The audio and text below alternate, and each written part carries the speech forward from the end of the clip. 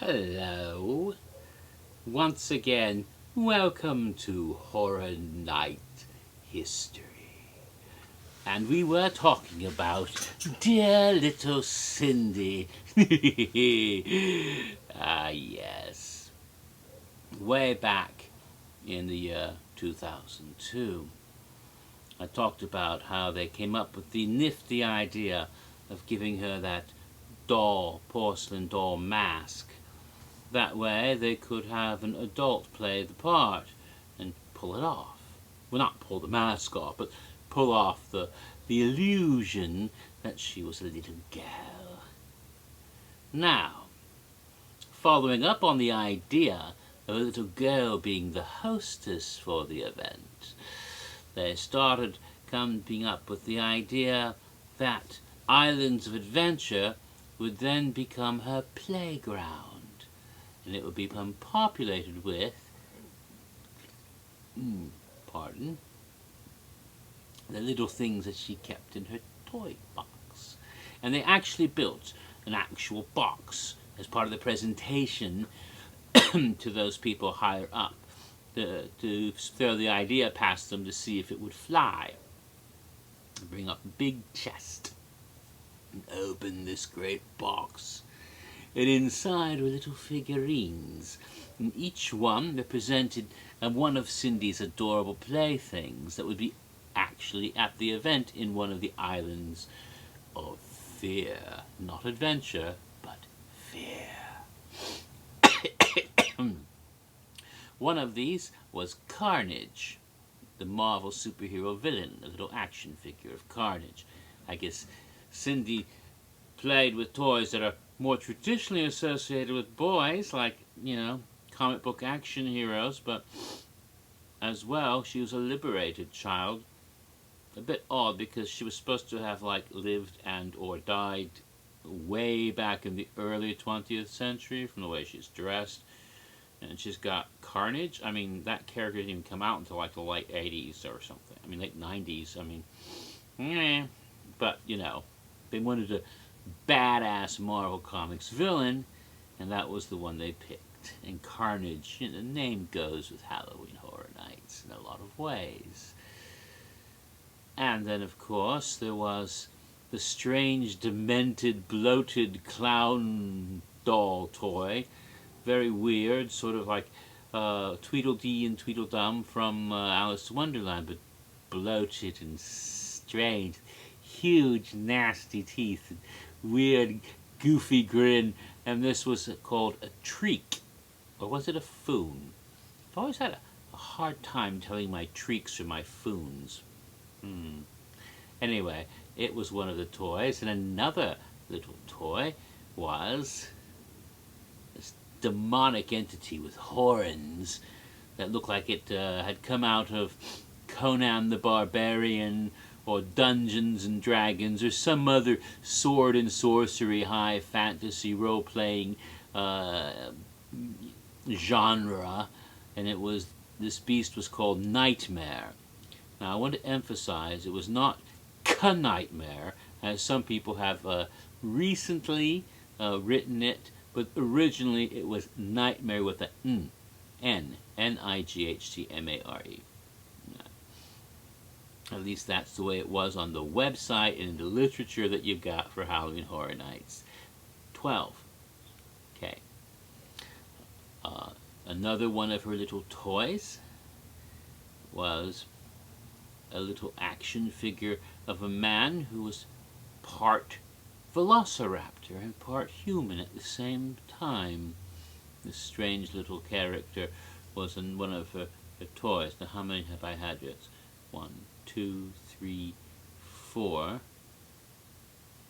There should be, is there another one? Let me take a look. Let's see. No, I think that was it. Because that's what the toys. So she had her little selection of toys there.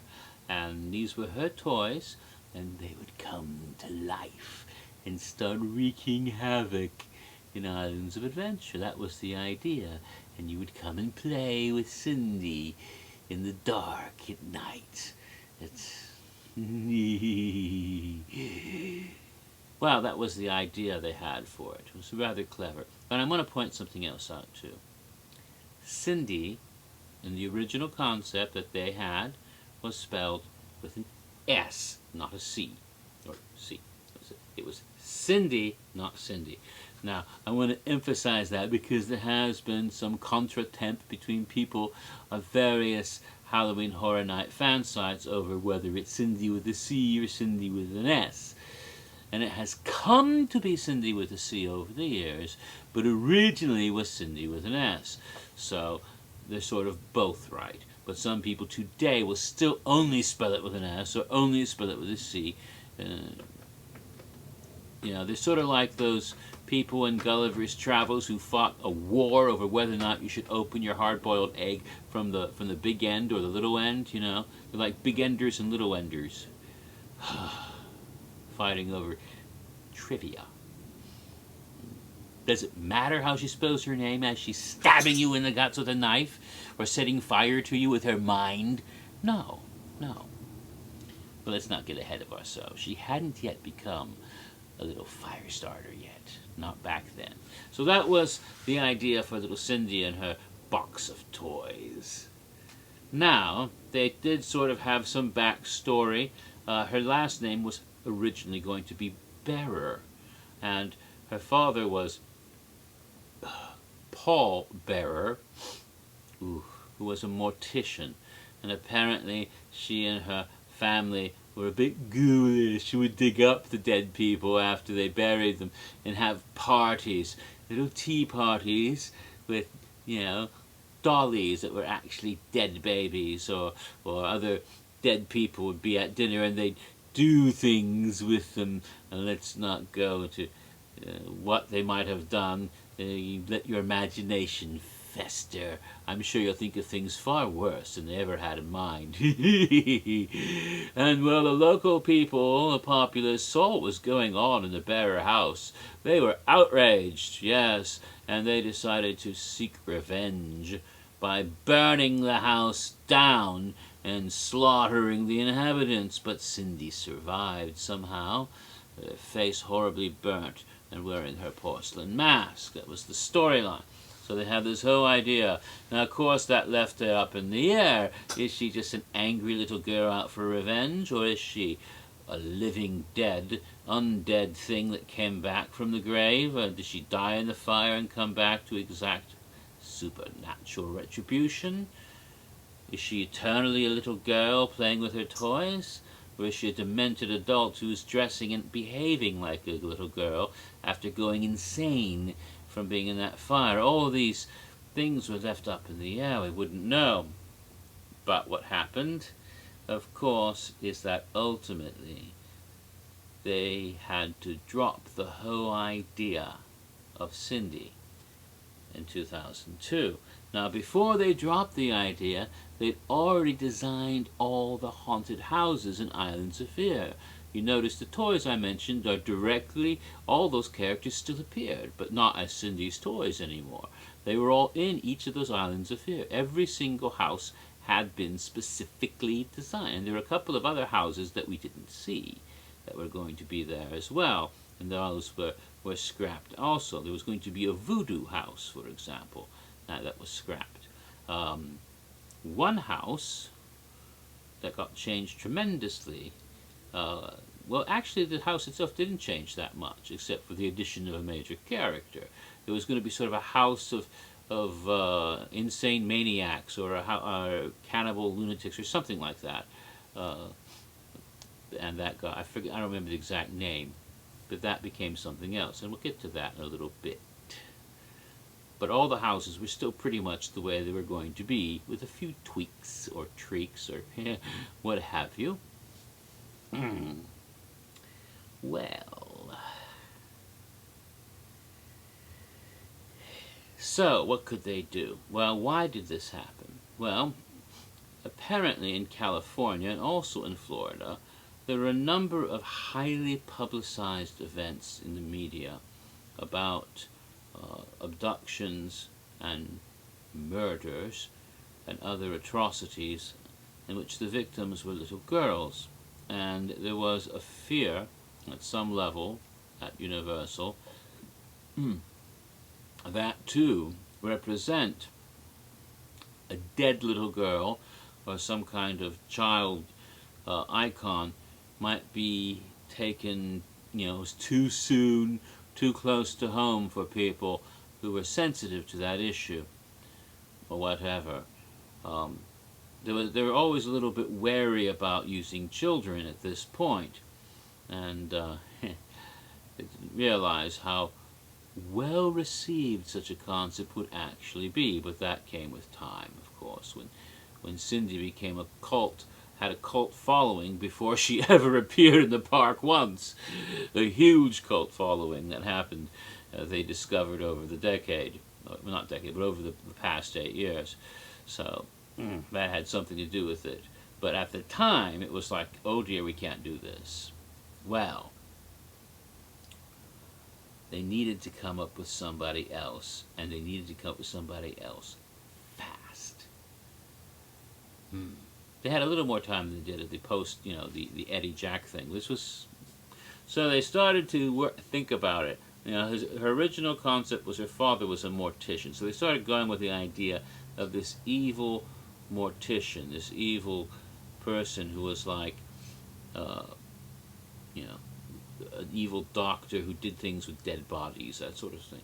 And they started to, and they came up with the idea, and Paul Bearer becomes, of course, Albert Kane, the caretaker. But they had to come up with what he looked like, what he acted like, and so he was highly inspired by two particular characters. Oh dear, that's happening again. I hate when that happens. Don't do that. Ah! No. Oh, I thought I was going to lose the video again. Two characters in particular. One, Mr. Dark, from Something Wicked This Way Comes, in the motion picture version of Ray Bradbury's novel.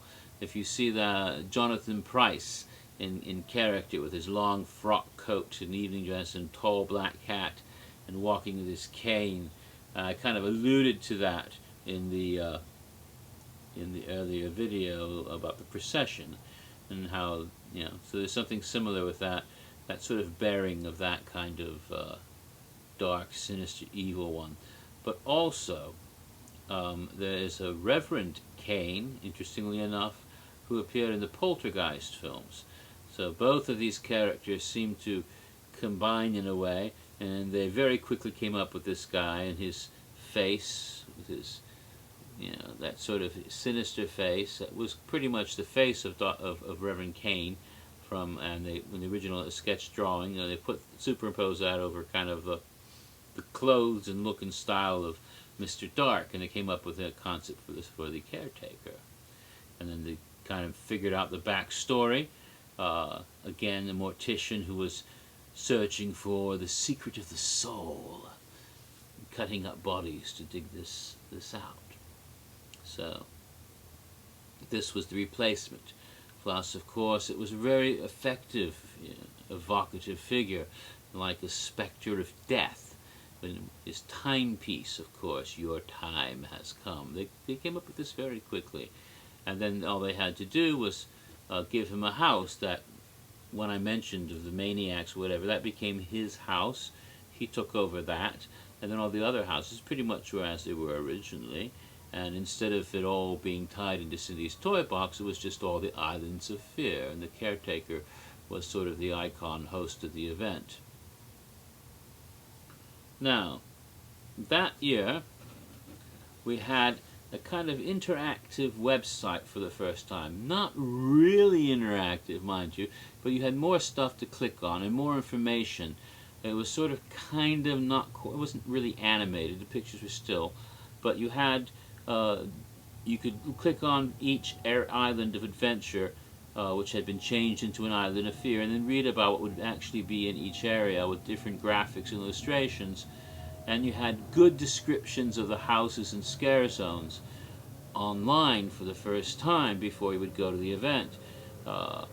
And also, there was some other little things. There was a nice wallpaper, and there was uh, a e-card that you could send to your friend. It was somewhat animated, although not very well done, but still there was some sound and music. We're running out of time on this one. We'll come back to it.